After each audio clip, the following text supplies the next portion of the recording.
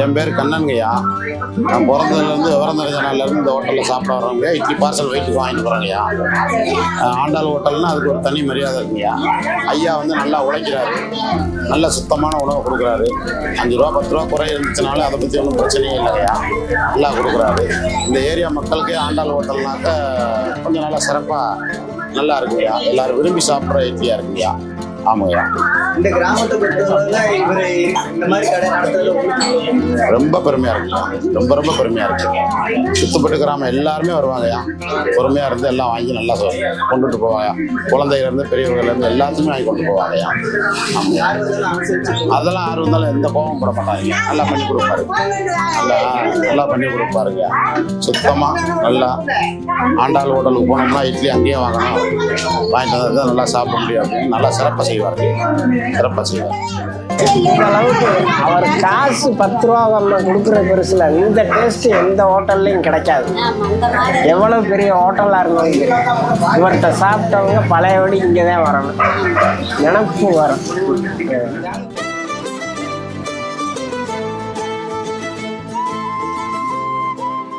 Hi hello வணக்கம். நான் உங்கள் MS சூர்யா. மதுரை கிடாரிப்பட்டி கிராமம். இந்த ஊரில் தாங்க ஒரு முக்கியமான மனுஷனை பார்க்க போகிறோம். 42 வருஷமாக ஒரு இட்லி கடை. அதை நடத்துறது நம்ம கருப்பண தாத்தா. இங்கே இட்லி தவிர எந்த ஐட்டமும் கிடையாது. ஏன் இட்லியை போட்டு வைக்க ஹாட் பாக்ஸ்னு ஒரு விஷயமே இங்கே கிடையாது. அது ஏன்னா இட்லியை வச்சு தட்டில் வச்ச உடனேயே எல்லா இட்லியும் காலியாக போயிரும்னா பார்த்துக்கோங்களேன். அந்த அளவுக்கு இருக்கும் ஐயாவோட கைப்பக்குவம். இட்லிக்கு மாவு அரைக்கிறது சட்னி வைக்கிற வரைக்கும் எல்லாமே நான் தான் செய்வேன் அப்படின்னு ஒவ்வொரு விஷயத்தையும் பார்த்து செய்கிறதாங்க ஐயாவோட தனி சிறப்பு. நான் இந்த ஐயா கிட்ட பேச முச்சில் அவரோட நேர்த்தியும் கண்ணியமான பேச்சு தாங்க லைஃப்பில் ஒரு முறையாச்சும் வந்து சாப்பிடுங்கிற அளவுக்கு மனசை தோண வச்சதுன்னு சொல்லலாம்.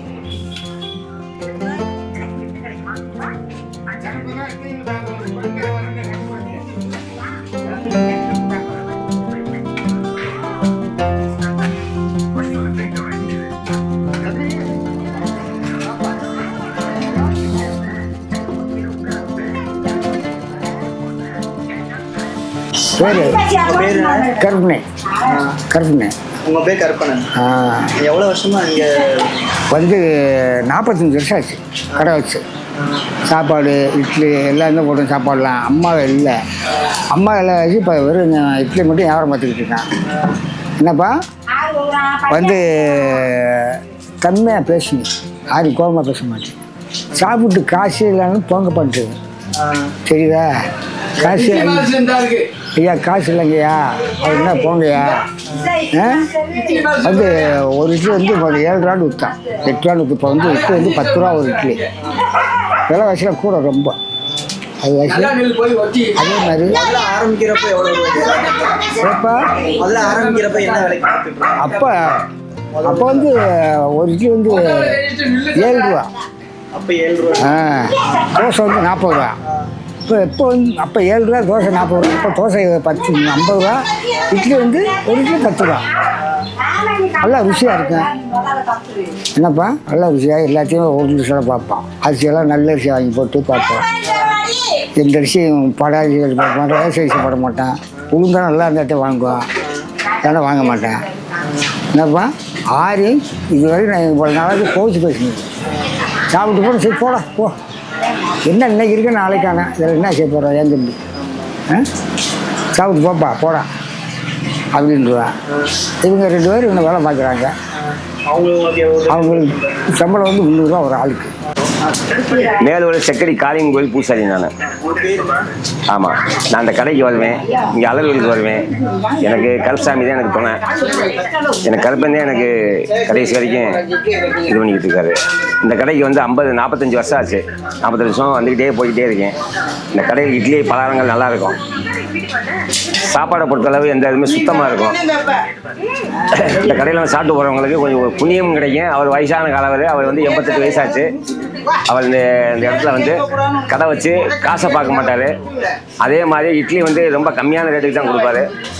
ஆனால் எந்த குறையும் இல்லாமல் எல்லாத்துக்கும் சாம்பார் சட்னி வச்சு எல்லாம் குறை இல்லாமல் காசு இல்லைனாலும் கூட சாப்பாடு போட்டு அனுப்பிச்சி விடுவார். நீங்க எவ்வளவு கவனமா சாப்பிடுறீங்க? எனக்கு நாம ஒரு 25 வருஷமா சாப்பிட்டுட்டு இருக்கேன். இங்கே போயில வரையில இங்கே சாப்பிடுவேன். அந்த அம்மா அங்கே இருந்தாங்க, அந்த ஐயாவோட அம்மா இருந்தாங்க. அவங்க இருக்கும்போது தோசை எல்லாம் போடுவாங்க, நல்லா இருக்கும். அவங்களோட சாப்பாடு தான் எனக்கு ரொம்ப பிடிக்கும். அதான் எந்த கடையில் நான் எங்கேயும் சாப்பிட மாட்டேன். இங்கே நான் சாப்பிடுவேன் இந்த ஐயா கடையில். அன்பால சாப்பாடு கொடுப்பாங்க, எந்த குறையும் இல்லாமல். காசு இல்லைனாலும் கூட போயிட்டு வாங்கன்னு சொல்லுவார் அவர். அந்த பண்பு இருக்கு, நல்ல மனசு, நல்ல குறை இல்லாமல் எந்தையுமே பசி அமர்த்துறவர் அவர். ஆமாம், இப்போவும் அவர் 88 வயசாச்சு. இன்ன வரைக்கும் அவர் இட்லி பலகாரம் போட்டுக்கிட்டே இருக்காரு. யாருக்குமே இல்லைன்னு சொல்ல மாட்டார். யார் பசின்னு கேட்டாலும் இல்லைன்னு சொல்ல மாட்டார்.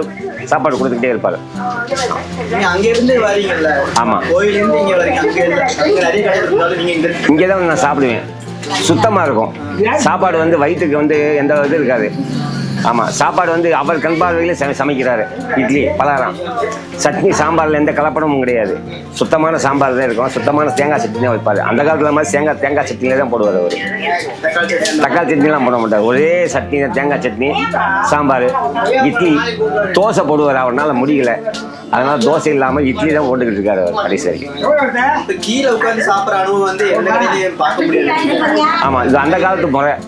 அந்த காலத்துல இப்படியே தான் போட்டு வந்துக்கிட்டே இருக்காரு அவர். கீழே உட்காந்து சாப்பிட்றது உங்களுக்கு எப்படி? நல்லா சுகமாக இருக்கு. மேலே உட்காந்து டேபிளில் சாப்பிட்றத விட கீழே உட்காந்து சாப்பிட்றவங்களுக்கு ஆரோக்கியமாக இருக்குது. உடம்பு நல்லா இதாக இருக்கும். சோத்தை மதித்து சாப்பிடணும் இல்லையா? பலகாரத்தை சாப்பிடணும்ல, இது அன்னம் கிடைக்கணும்ல. கீழே மதித்து சாப்பிட்றது தான் புண்ணியம். சின்ன உப்பு குறையா இருந்தாலும் கூட அது நிவர்த்தி பண்ணிடுவார். அதை நிவர்த்தி பண்ணிடுவார். கரெக்டாக கேட்டு தான் போடுவார் அவர். ஆனால் உப்பு யாருக்குமே கூட போட மாட்டார். இருந்தாலும் அவர் பார்த்துட்டு நல்லா இருக்கா அப்படின்னு கேட்டு தான் செய்வார். உங்களுக்கு பிடிச்சிருந்தா சாப்பிடுங்க அப்படின்ற ஒரு அன்பால செய்வார். எதையுமே குறை இருக்காது, நிறைவாத்தே இருக்கும்.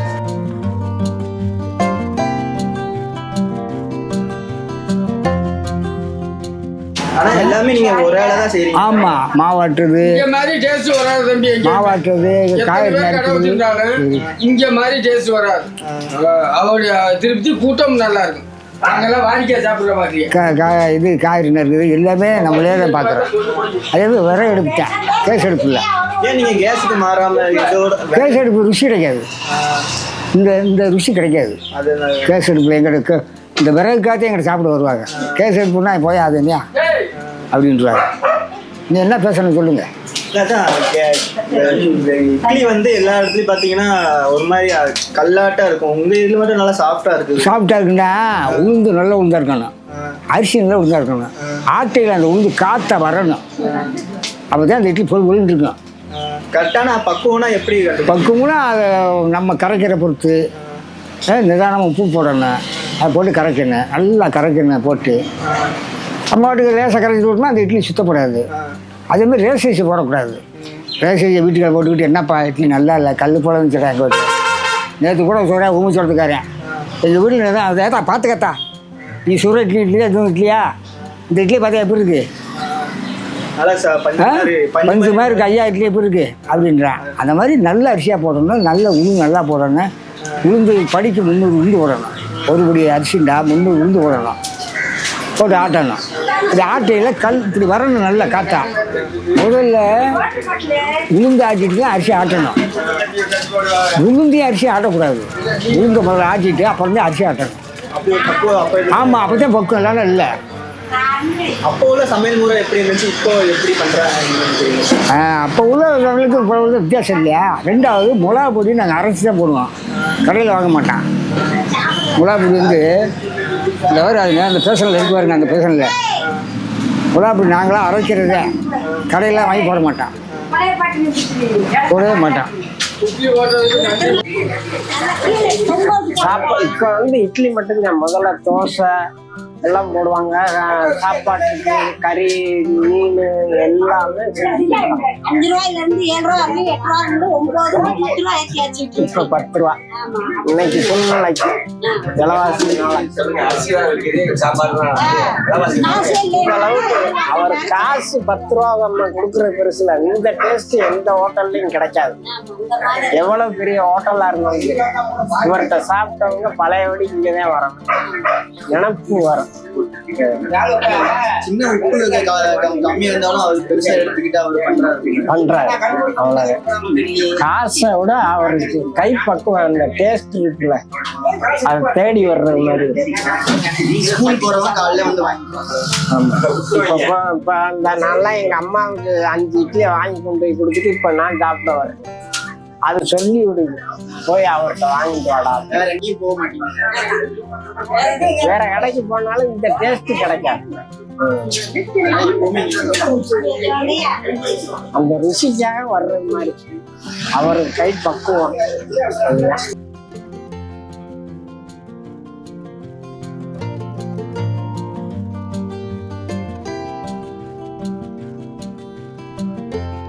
இன்னும் அந்த கீழே உட்காந்து சாப்பிடுறாங்கல்ல, டேபிள் போட்டு கடையில பண்றாங்க. இன்னும் கீழே உட்காந்து சாப்பிடுற மாதிரி அமைப்பு இருக்கு. கீழே உட்காந்து சாப்பிடணுமா? இல்ல கீழே அந்த பாயில உட்காந்து சாப்பிடுறாங்கல்ல, ஆமாம் அப்போதுலேருந்து அப்படிதான் இருக்குங்க. ஆமாம். அந்த இந்த இடம் வந்து ஊரை விட்ட இடம். நாங்களாக கட்டிக்கிட்டேன், நாங்களாக பண்ணிக்கிட்டேன். செலவுக்கு தான் நம்ம தான் ஊரா செலவு ஊராம இப்படி உட்காந்து சாப்பிட்றேன். இந்த பாயினா இந்த வெள்ளை வெட்டியை கட்டிட்டு வராங்க, அழுக்கு விட்டாது. இல்லைன்னா அழுக்கு விட்டு போய் வீட்டில் அதுக்காக அந்த பாயை போட்டு தான் உட்கார வைப்பான். 2வது எக்காரம் இருந்தது, வாழையில இல்லாமல் இருக்க மாட்டேன். எல்லாரும் பேப்பரில் முடியும் பார்த்துருக்கியா? பேப்பர்லேயே மூடாங்க.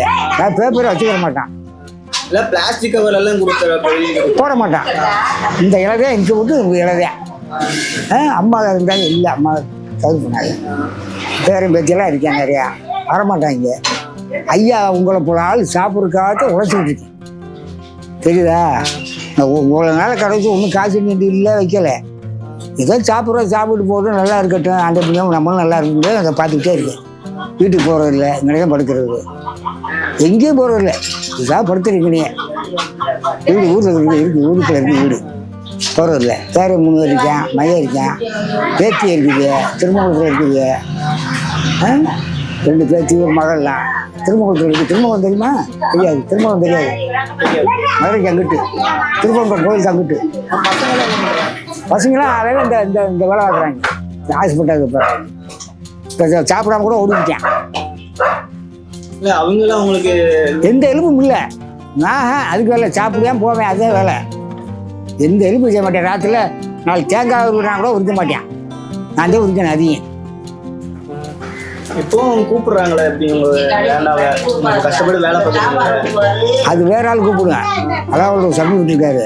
வாப்பாடு ஏப்பா அங்கே இருக்க, நீ வாப்பா அங்கே சாப்பிட்டு போகாமல் உட்காந்துவார். போனால் 2000 ரூபா கொடுப்பாரு செலவுக்கு. போனீண்டா இந்த 4 கோழி வாங்கிட்டு இருந்தாரு ஒரு தீபாவளிக்கு. 2000 ரூபா கொடுப்பார் சமைச்சிட்டு எங்கள் சொந்தக்காரு. நீ ஏன் இந்த வேலை பார்க்குறீங்கன்னு சொல்லிட்டு படுப்பாண்டுவார். அது படுத்தா ரொம்ப சோம்பேறியாக போயிடும். எப்பவுமே உழைச்சிட்டு இருக்கு, எப்போதும் உழைச்சிட்டு இருக்கணும். அதுக்காக உழைச்சிக்கிட்டே இருக்கேன் ஐயா. மதுரை மாவட்டம் மேலூர் வட்டம் கிடாரிப்பட்டி கிராமம் சிங்காரவேலு. இந்த ஆண்டாள் ஹோட்டல்ன்றது மாமா மாயாண்டி அவருங்க. இது கிட்டத்தட்ட ஒரு இப்போ நான் 30 வருஷம் சாப்பிட்றீங்க மாமா கடையில். வீட்டு சாப்பாடு மதியானம் சாப்பாடும் போடுவாங்க. மதியான சாப்பாடில் மட்டன் சிக்கன்லாம் போட்டால் வீட்டு சாப்பாடு மாதிரி சாப்பாடு அவ்வளோ டேஸ்ட்டாக இருக்கும். வேறு வேலைக்கெல்லாம் ஆள் வச்சுக்கப்பட்ட அவங்க 2 தான் வேலை வைப்பாங்க. இது வரைக்கும் டிபன்லாம் வந்து அந்த கைராசி அந்த வீட்டு சம்பந்த மாதிரி இருந்தால் தான் இங்கே கஸ்டமர் அதிகம் வந்துருக்காங்க. இது வரைக்கும் வர்றாங்கன்னா கணக்கும் பார்க்க மாட்டாங்க. ஒரு காசு இல்லாட்டி போயிட்டு வா, நாளைக்கு கூட்டிட்டு பொண்ணு வர்றவங்கள ஒரு சந்தோஷமாக வரவேற்று என்ன சாப்பிட்றீங்க அப்படின்ட்டு ரொம்ப கண்பாக பேசுவாங்க. பழவாரு மற்ற கடைக்காரங்க கோபமான பேசி இருக்கிற சரி பண்ணி எல்லாத்துக்கும் இல்லைன்னு சொல்லாமல் கொடுப்பாரு. டிபன் வந்து அப்படித்தான். அதே மாதிரி ரேட்டு கம்மி. இன்னைக்கெல்லாம் அது டவுனாக இருந்தால் ரேட்டு விலைவாசி கூட தரமும் வித்தியாசம் இருக்குது. டவுன்லேயே இங்கே தரம் குறையில. 30 வருஷம் நானும் சாப்பிட்றேன். எனக்கு வயசு 55-56 வயசு நடக்குது. குறைஞ்ச 25-30 வருஷம் சாப்பிட்டு தரம் குறையில. அதனால் அவர் வந்து வருமானத்தை பார்க்க மாட்டார். 10 பேர் சாப்பாடு தானம் பண்ணுற மாதிரி பண்ணுறாரு. காசெல்லாம் எதுவும் பார்க்க மாட்டார். அவர் சொன்ன நான் எனக்கு சரி 55 வருஷம் தொழில் பண்ணுறாரு. இன்னைக்கு இந்த ஹோட்டலில் சம்பாதிச்சு எத்தனையோ கூட சம்பாதிச்சிருக்கலாம். 10 எங்கள் வீட்டு பக்கத்து வீடு கடை இருந்தாலும் ஆமா வந்து 10 வருஷம் சம்பாதிக்க 10 வருஷம் அவனுக்கு கையில் இல்லை. கடை அப்படியே அந்த பழமையான கடையாகவே இருக்கு. பழமையான கடையில் இதே தான் பாருங்க. கேஸு சிலிண்டர்லாம் வேலை இல்லை. பூராமே அந்த காலத்து விறகு தென்னை மட்டையில் தான் சமையல் டிஃபன் எடுத்து வருவாங்க. அப்படின்னு சொல்றீங்களா, சாப்பாடு திருப்தியாக இருக்குது. வீட்டு சாப்பாடு மாதிரி வந்தால் டிஃபன் அதெல்லாம் வந்து மாதிரி வீட்டு சாப்பாடு மாதிரி சாப்பிட்டு போய்க்கலாம். எல்லாம் அவ்வளோ டேஸ்ட். நீங்கள் உட்காந்து சாப்பிடுங்க. சாப்பிட்டு நல்லா போய் சொல்லுங்க நீங்கள். அருமையாக இருக்குது, நல்லா டேஸ்ட்டாக இருக்குது. எல்லாருக்கும் எல்லா கஸ்டமருக்கு வந்து திருவிழாவில் கொடுக்க முடியாது. இப்போ அரசு வருஷம் திருவிழா நடக்குது. இங்கே 1000 பேர் வர மாட்டு வண்டியில் வேனில் காரில் வர்றாங்க. இங்கே வர்றவங்க ரயிலில் வந்து சாப்பாடு வாங்கி டிஃபன் சாப்பிட்டு கொண்டுட்டு பார்த்து பண்ணிட்டு அன்னைக்கு வரைக்கும் நேற்று வரைக்கும் ரொம்ப நடந்துட்டு இருக்கு. அதனால ரொம்ப அருமையாக கோயிலேருந்து வரவங்க கண்டிப்பாக கண்டிப்பாக வந்து போவாங்க. வெளியூர் போயிட்டு பார்த்து வாங்கிட்டு போவாங்க. எல்லா ஊர் வெளியூர்காரங்க வந்து டிஃபன் வாங்கிட்டு வருவாங்க. இல்லைன்னா நம்ம தோட்டத்துக்கு போவாங்க கீழே. ஆமாம், அவங்க அத்தை அம்மா அக்கா இருக்கும்போது இருந்தால் நல்லா இருந்தது. அவங்க பிறகு அவங்க 2 பேரும் வேலை பார்க்குறாங்க. ஆனால் அப்போல்லாம் வேலைக்கு ஆள் இல்லை. அவங்க 2 தான் காலை டிஃபனு மதிய டிஃபன் சாப்பாடு பார்க்குறாங்க. மதிய டிஃபன் சாப்பாடும் போடும். அவ்வளோ டேஸ்ட் அருமையாக இருக்கு. இந்த ஊருக்கே பேர் ஹோட்டல்னா ஆண்டாள் ஹோட்டல் தாங்க. ஆமாம், இந்த கடை இருக்கு உங்களுக்கு எங்களுக்கு சந்தோஷம் வந்து ரேட்டும் கம்மி, டேஸ்ட் அருமையாக இருக்குது, ருசி நல்லா இருக்குது. வீட்டில் சமைக்கிற மாதிரி எல்லாம் ரெடி பண்ணி கொடுக்குறாங்க. வீட்டில் வந்து ரெடி பண்ணி கொடுக்குறாங்க. மற்ற வியாபாரத்து மாதிரி கிடையாது. அவரே ஒற்றையா இருந்து எல்லாம் ஒரு ஆள் அவங்க உதவி பண்ணுறாங்க. இருந்தாலும் அவர் மாதிரி இன்னும் 4 மணி 12 மணி 1 மணி வேலை பார்க்க முடியாது. இந்த வயசில் ஒரு வேலை பார்க்குறான்னு அதெல்லாம் உண்மையாக ரொம்ப வைராக்கி. அவர் நம்ம இருக்கிறது ஆட்டு 10 கை நீட்டு வாங்கக்கூடாது, எக்ஸ்ட்ரா காசு கொடுத்தாலும் வாங்க மாட்டார். இந்த காசுலன்னு போயிட்டு நாளைக்கு கொடுப்பான்வார். அது போக 10 இட்லியே சாப்பிட்டீங்களா, 2 இட்லியோட எக்ஸ்ட்ரா சாப்பிட்டு போ அப்படின்னு சொல்லக்கூடிய வருது. அப்படி சொல்லக்கூடாது. அதெல்லாம் கணக்கு பண்ணவே மாட்டார். ஒரு 8 கிலோமீட்டர் வர்றாரு. நாங்களும் பக்கத்து ஊர் அங்கன்னு வர சாப்பிடுங்க. இந்த பாருங்க. ஆமா, ஆனால் சொல்லிட்டு குறை சொல்ல முடியாது. ஆமாம், இங்கெல்லாம் மற்ற ஹோட்டலில் வியாபாரம் நடத்த செய்கிறாங்க. இந்த அளவுக்கு டேஸ்ட் கிடையாது. மற்ற எங்கள் ஊரில் நிறைய ஹோட்டல் இருக்குது. இவர் அடுத்துக்கிற இந்த மாமா ஹோட்டலில் சொல்லி குறை சொல்ல முடியாது. யாரும் அவங்க ஹோட்டலுக்கார சொல்ல மாட்டாங்க. ஹோட்டல் நடத்துகிறாங்களே அவங்களே வர்றது குறை சொல்ல முடியாது. ஆமாம், ஹோட்டல் இருக்கிறீங்களா? ஆமாம். அப்போ நல்லா அழகா இருக்குது. அந்த பற்றி எந்த போட்டோவை அந்த போட்டோ விடு, அந்த போட்டோ விடு தம்பி. இந்த இருக்கு பார்த்தீங்களா, தெரியுதா? நான் இருக்கு அது எது நீங்க இந்தது முதல்ல இருக்க நீங்க? ஆமா. எப்ப எடுத்தது இது? எடுத்து எப்படி ஒரு 30 வருஷத்துக்கு இருக்கும். அப்போ உள்ள போட்டோ. ஆமா, 16 வயசு 18 வயசு. ஸ்கூல் ட்ரெஸ் போட்டிருக்க மாதிரி இருக்கு. அதே சொல்லல, 18 வயசு 16 வயசு எடுத்தது இது. இப்போ இன்னைக்கு நான் என்ன வயசாச்சு? 80 70 ஆகுது. அப்போ அது அதே மாதிரி அது கட்டி கொடுக்குற பையன் போயிட்டாரு. யார் பசின்னு கேட்டாலும் நீங்க கொடுக்கணும். ஆமாம், 10 கேட்டால் கொடுத்துட்டு போய் அப்படின்னு. அப்புறம் என்ன செய்ய? இன்னைக்கு இருக்க நாளைக்கு இல்லை ஆள். அதில் என்ன இருக்குது தம்பி? யார்ட்டையும் கூட குறைச்சல் வாங்க. ஆஹா, அது 5 வருஷம் கூட வாங்க மாட்டேன். அவங்களே ஐயா எனக்கு செக்கிங் ஆஃபீஸரு பிஆர்சி ஆஃபீஸரு 70 ரூபாய்க்கு சாப்பிட்டாரு. 80 ரூபா கூட வேணாம்ட்டேன். ஐயா தெரிஞ்சியா அப்படின்றாரு. உன் காசு வேணாம், என் காசே போனால் போதும், உன் காசு வேணாம் எனக்கு அப்படிதான் சொல்லி யார்ட்டியா இருந்தாங்க. யாராவது உங்களுக்கு உதவி செஞ்சாலும் வாங்க. வேணாம், உதவி செய்ய ஆள் இருக்கு. உதவி செய்ய ஆள் இருக்கு தம்பி. சப்ஜெக்ட் இருக்காரு. போனால் 1000 2000 10,000 சொந்தப்பா வச்சுக்க. அடுத்த ஆள் இவ்வளவு நம்ம இங்கே சொந்த பந்தம் கூட இல்லை. அடுத்த ஆள் உங்களுக்கு சேர்த்து ஒதுக்கலை. பார்ப்போம் வா. இந்த ஐயாவோட இந்த வீடியோ எனக்கு மறக்க முடியாத நினைவாக இருந்துச்சு. உங்களுக்கும் அப்படி தான் இருக்கும் நம்புகிறேன். இதே மாதிரி நல்ல ஒரு வீடியோவில் உங்கள் எல்லாத்தையும் மீட் பண்ணுறேன். நான் உங்கள் MS சூர்யா.